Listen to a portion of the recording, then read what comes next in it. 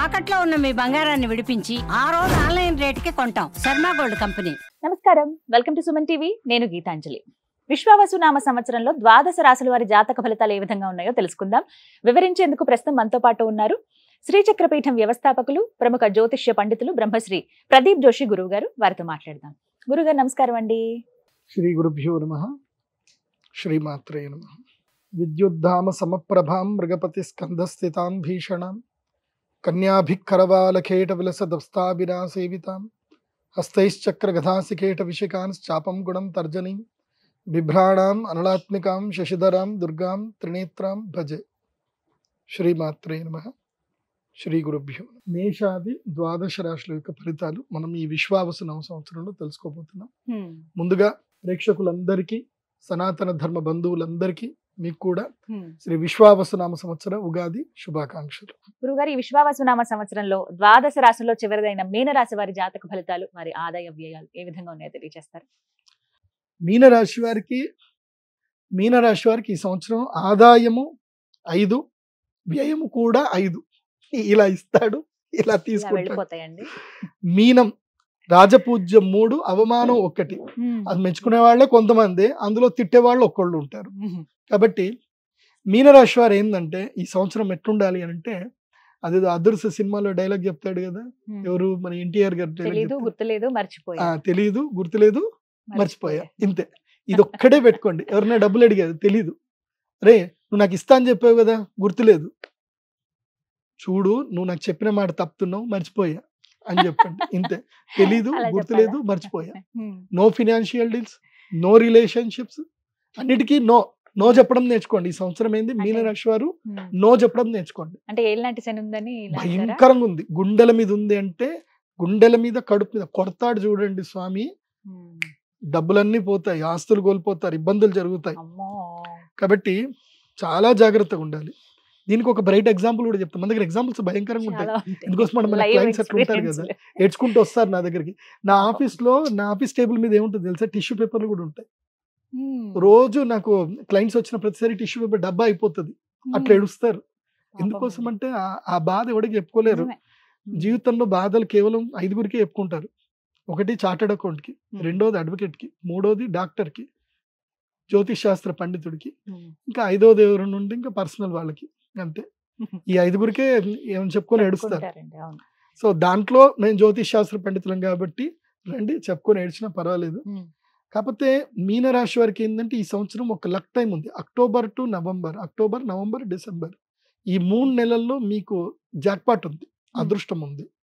So ఏదైనా వ్యవహారాలు చక్కదిద్దుకోవడం కానీ, సరిదిద్దుకోవడం కానీ, సంపాదన చేసుకోవడానికి కానీ, కొత్త వ్యాపారాలు స్టార్ట్ చేసుకోవడం కానీ, దసరా అబ్సల్యూట్లీ వండర్ఫుల్ టైం. అయితే నేను మీన రాశి వారికి చెప్పేది ఏంటంటే, మీకు గుండెల మీద శని ఉన్నాడు కాబట్టి అహంకారం ఎక్కువగా ఉంటుంది, కోపం ఎక్కువగా ఉంటుంది. కాబట్టి తొందరపాటు వద్దు, దేనికి తొందరపాటు నిర్ణయాలు వద్దు. మీ దగ్గర అకౌంట్లో ఏమైనా డబ్బులు ఉంటే అవి ఆఫ్లైన్లో పెట్టుకోండి. ఊరికే డబ్బులు ఉన్నాయి, మీకు ఎట్లా అయిపోతుందంటే ఈ డబ్బులు ఉన్నాయి కదా, దీన్ని ఏమైనా చేయలేదు, ఇట్లాగే మైండ్ మిమ్మల్ని తింటా ఉంటుంది. అదేదో పెట్టుబడి వచ్చింది, ఇదేదో పెట్టుబడి వచ్చింది, ఆ కారు కొందాం, ఈ కారు కొందాం, ఆ ఇంటి పెడదాం, ఈ ఇల్లు పెడదాం, ఇదే తిప్పుతా ఉంటుంది మీకు. శని కూర్చొనివ్వడు. కాబట్టి ఏమీ చేయొద్దు. ఏదైనా ఇన్వెస్ట్మెంట్ చేసేది ఉంటే నేను చెప్తున్నా కదా, ఒక్కటే, అన్లెస్ సేల్ డీడ్ అయ్యేంత వరకు ₹1 ఇవ్వకూడదు.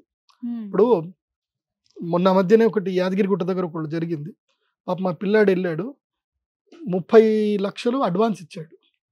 30 లక్షలు అడ్వాన్స్ ఇచ్చాడు ల్యాండ్ కొనుక్కుందామని. అడ్వాన్స్ ఇచ్చిన 10వ రోజుకి ఏం తెలిసిందంటే అది ఆల్రెడీ ఇంకొకళ్ళకి అడ్వాన్స్ తీసుకున్నాడు. ఒకే ల్యాండ్ని 10 మంది దగ్గర అడ్వాన్స్ తీసుకున్నాడు, ఎవరికి రిజిస్ట్రేషన్ చేయలేదు, వాడు జంప్.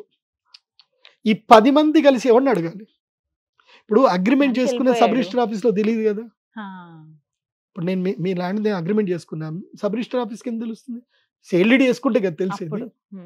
సో వాడు 10 మంది దగ్గర అడ్వాన్స్ తీసుకొని 30 లక్షల చొప్పున 3 కోట్లు తీసుకొని వాడు జంప్ వెళ్ళిపోయాడు. ఇప్పుడు ఈ 30 మంది ఈ 10 మంది కొట్లాడుకుంటున్నారు, ఈ ల్యాండ్ నాది, ఈ ల్యాండ్ నాది అని. ఏం చేస్తారు చెప్పండి? సొల్యూషన్ ఎక్కడ వస్తుంది? కోర్టుకి వెళ్తే సొల్యూషన్ వస్తుందా? రాదు. నేను అదే చెప్తున్నా, మీన రాశి కానీ ఎవరికైనా ఇంతేనండి. ఇప్పుడు ఎట్లా అయిపోయింది అంటే క్రైమ్ భయంకరంగా పెరిగిపోయింది. ఏ విధంగా ఎలా మోసాలు చేస్తున్నారో కూడా తెలియట్లేదు. అసలు అది మ్యానిపులేటెడ్ అంటే ప్లాన్డ్ క్రైమ్ అన్నమాట అన్ని కూడా ప్లాన్డ్. ఇంకోటి ఏం జరిగింది, రోడ్డు పక్కన ల్యాండ్ చూపించాడు. సబ్ రిజిస్టర్ ఆఫీస్ లో ఈ రోడ్డు పక్కన ల్యాండ్ అండి, అక్కడైతే 10 కోట్లు, ఇక్కడైతే 5 కోట్లు, సేమ్ ల్యాండ్. మేము తక్కువ రేట్ సగం రేట్ అమ్ముతున్నాము, తీసుకోండి కావాలంటే అడ్వాన్స్ ఇవ్వండి. ల్యాండ్ అంతా చూపించాడు, రోడ్డు పక్కన ల్యాండ్ అన్నాడు. రిజిస్ట్రేషన్ అయిపోయింది, ఏంటి రిజిస్ట్రేషన్ అయిపోయింది, డబ్బులు ముట్టాయి. వీళ్ళు ఆ రోడ్ ఆ ల్యాండ్ లోకి వెళ్ళి బోర్డు పెట్టుకున్నారు, కంచేయడం స్టార్ట్ చేశారు. సడన్ గా ఒక 4 కార్లు వేసుకొని వచ్చారు. ఎవడరా ఇడు మా ల్యాండ్ లో కంచేస్తున్నారంటే, మాకు రిజిస్ట్రేషన్ అయిపోయింది, ఇదిగో చూడండి ఇది ఉంది అని అంటే, అరే ఈ ల్యాండ్ కాగితాలు ఇవిరా, సర్వే నెంబర్ ఇదిరా, నీకు ఈ ల్యాండ్ చూపించి వేరే ల్యాండ్ అమ్మాడు, ఈ ల్యాండ్ ఇక్కడ కాదు ఆడుంది పోయి చూసుకో అని చెప్పేసారంటే, పాపం వాడు ఎంఆర్ఓ దగ్గరికి వెళ్ళి సర్వే చేయించుకోలేదు. పోయి అది ఎక్కడో ఊరవతలో గుట్ట ల్యాండ్, అది 5 కోట్లకి, అది కనీసం 10 లక్షలు కూడా వాల్యూ చేయదు, 5 కోట్లకి. కంప్లైంట్ చేయాలంటే ఎవడు కంప్లైంట్ చేస్తాడు? నువ్వు ల్యాండ్ చూసుకోవాల్సింది. వాడి దగ్గర పోయాడు, వాడు అన్నాడు నువ్వు రెవెన్యూ నువ్వు సర్వే అడగాల్సింది, నువ్వు అడగలేదు, నేను అమ్మినా, ఏం చేసుకుంటావు చేసుకో.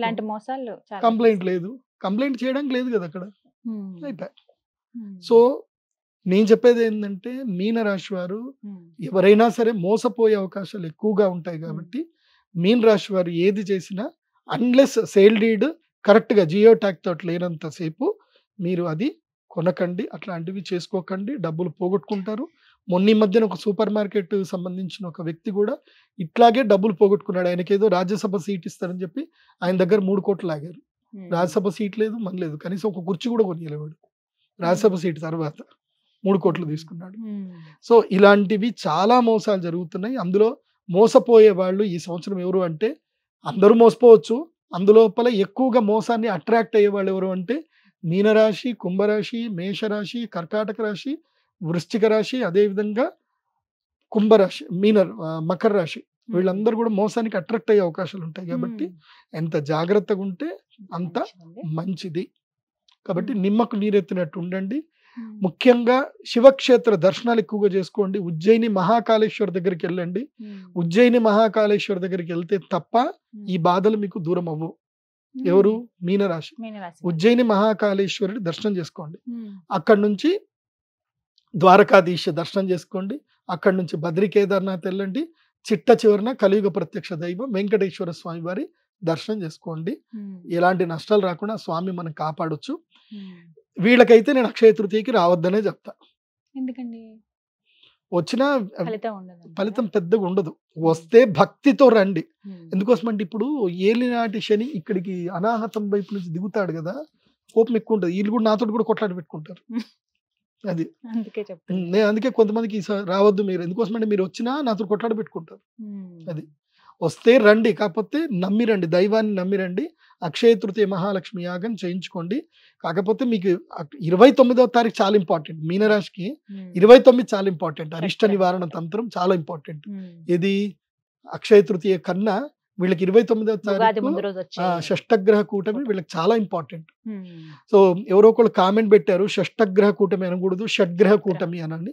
Yes, absolutely. అది కాకపోతే అందరికీ అర్థం కాదు కాబట్టి మేము షష్టగ్రహ కూటమి అంటాం. సంధి చేస్తే షడ్గ్రహ కూటమి అంటారు. నేను సంస్కృత పండితుడినే, సో అదేం పెద్దగా విచారించొద్దు. అందరికి అర్థం అవ్వాలనే మేము షష్టగ్రహ కూటమి అన్నాము. సంతోషం. ఈ విధంగా ఉన్నాయి ద్వాదశ రాశుల వారి జాతక ఫలితాలు. ధన్యవాదాలు గురువు గారు. శ్రీమాత్రేణ.